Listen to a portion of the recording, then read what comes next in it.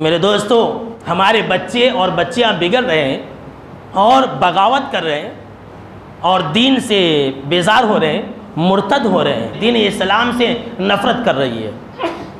اس کا ایک جو ریزن ہے اور ایک جو سبب ہے وہ یہ ہے میرے دوستو کہ ہم اور آپ اپنی بچیوں کی اور بچوں کی شادی تاخیر سے کرتے ہیں۔ ظاہر سی بات ہے، جب اعلیٰ تعلیم دلائیں گے اور انجینئر اور ڈاکٹر بنائیں گے تو وہ سارا کام اور ساری پڑھائی پڑھتے پڑھتے انسان کی عمر 30 سال ہو جاتی ہے، 35 سال ہو جاتی ہے، 25 سال ہو جاتی ہے۔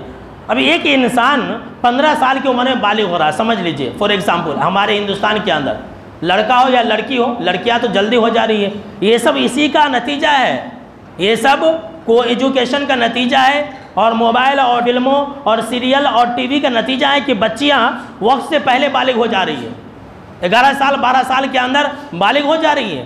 اب ایک انسان ہے، ایک لڑکا ہے، ایک لڑکی ہے، 15 سال میں بالغ ہو رہی ہے، اس کی شادی ہو رہی ہے 30 سال کے اندر، اس کی شادی ہو رہی ہے 25 سال کے اندر، 10 سال کا فاصلہ ہے۔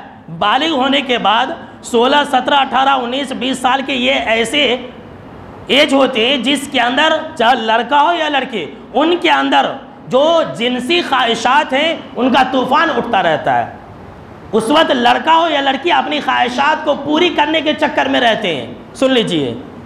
اور جب آپ اتنی تاخیر سے شادی کریں گے تو ظاہر سی بات ہے کہ بچیاں اپنا دوسرا راستہ تو تلاش کریں گے، چاہے ماں باپ کو معلوم ہو یا نہ معلوم ہو۔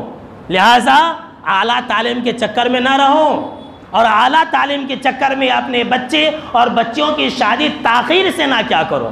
ایک زمانہ تھا کہ اگر کوئی انسان 20 سال کی عمر میں اپنا بیٹا یا بیٹی کی شادی کر رہا ہوتا تو لوگ بولتے، اسے تھوکتے، کیا اتنا لیٹ شادی کر رہا، جلدی شادی کیا کرتے تھے۔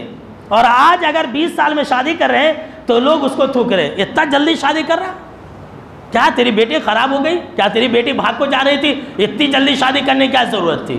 میرے دوستو یاد رکھ لیجئے، یہ پڑھائی، یہ علم، یہ دولت، اس سے کہیں بڑھ کر کے ایمان اور عزت ہے۔ یہ پڑھائی، یہ تعلیم، یہ ڈگریاں، یہ سب بیکار ہے ایمان اور عزت کے سامنے میں۔